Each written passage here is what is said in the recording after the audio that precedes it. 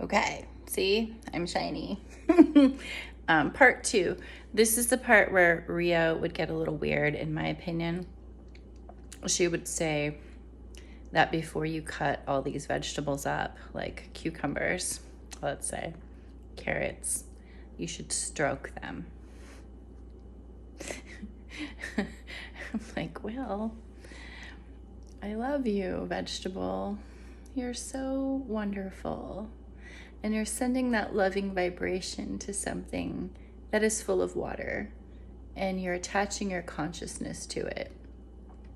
There is something to be said for people who can manipulate water with their mind, which you can do if you know about Masaru Emoto. I probably fudged that one up.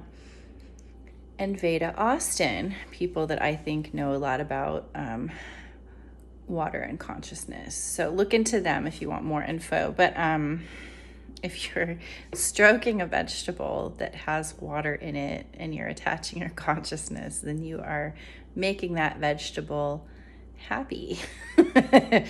And you're giving that life force to something that's going into your body, which makes sense. But I don't think anybody's actually out there doing this. And if they are, I'd probably laugh at them. I might. It just seems kind of silly to me. And, if I ever end up doing it, I might just laugh at myself and hope you can laugh with me. I'm not at that level yet. So I do think that if you're vibrating at like a happy level and you're working with food and you're spending time making your food, it's almost like your body can prepare. It knows, like you're mentally getting set for this food item to go into your digestive system and into your cells, and your body might be getting excited and it's hungry and it wants to eat these things and they smell good. And so all of your senses, all of you is involved in this process of food making. And I think there's something to be said for that, because you do want to spend time in the kitchen, and a lot of people don't. Let's say you have somebody else cook your food and somebody else's energy is going into the food that's being made, and then you're putting that person's energy into your body. I know that sounds weird, but there might be something to it.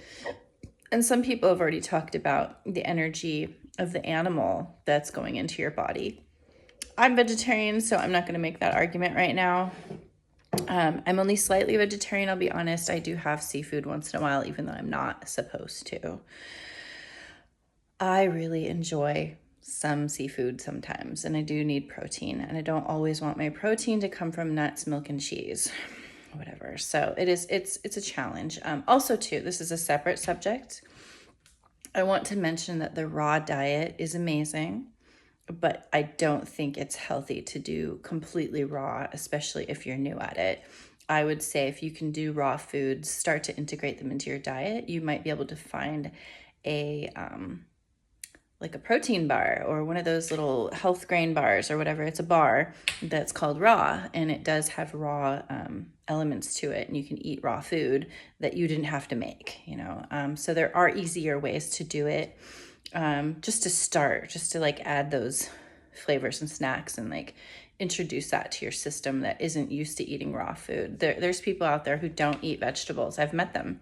They don't eat fruit. They only eat meat and like pasta or bread or potatoes. It's definitely a way of life in Maine. It's country people eat like that.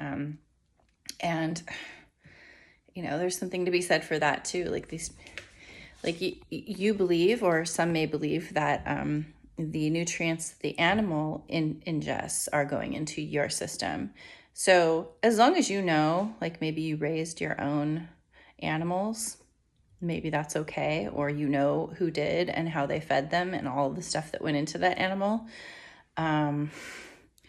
There's a lot of talk about pigs having bacteria in, like, you see the microscope of like different pork products and you're like, oh my God, I can't eat that. Hopefully when you cook it, you cook all those little microorganisms out. You know, hopefully you're not eating raw meat. So be careful, those people. But anyways, spending time with your food, I think, is important. Spending time thinking about your food. I think just making your food a part of your mental exercise for the day is huge, because you're eating maybe potentially 3 meals. Some people eat 2, some people are fasting. But whatever you're doing, like, it's so important what you're putting in. It's like if you had a robot, you know, and you kept feeding that robot sugar, after a while that robot's going to get sticky and not be able to operate. And it's kind of like that. You know, I like to think of myself in robot computer terms sometimes, because it helps me think about things outside of myself.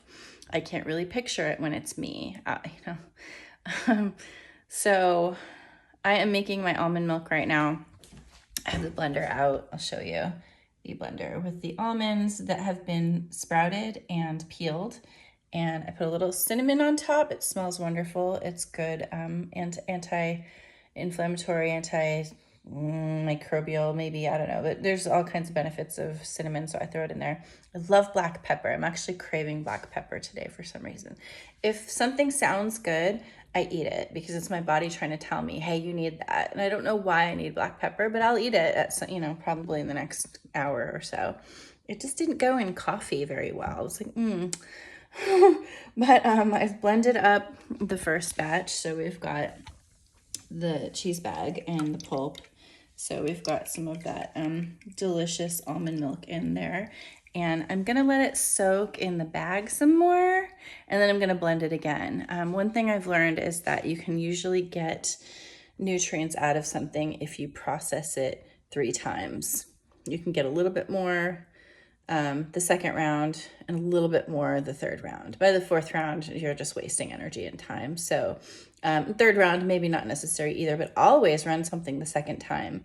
I also make cannabis, and I run it through ethanol to extract all of the things. Anybody who uses food grade ethanol might know, if you're making any type of plant extract that you want to run something through one time, that's not enough. Run it through again, because you might get half as much out the second time, but it's going to be worth it. The yield is going to be a lot higher, and you might get pulp that's more broken down, and you might have to strain it a little bit more, but you're getting more. There's still more in there. The plant has a lot to give. So that would be my suggestion for that. I feel like I wanted to say more on that second part, but I already forgot it. Sorry. That was a shorter video. Consciousness, almonds,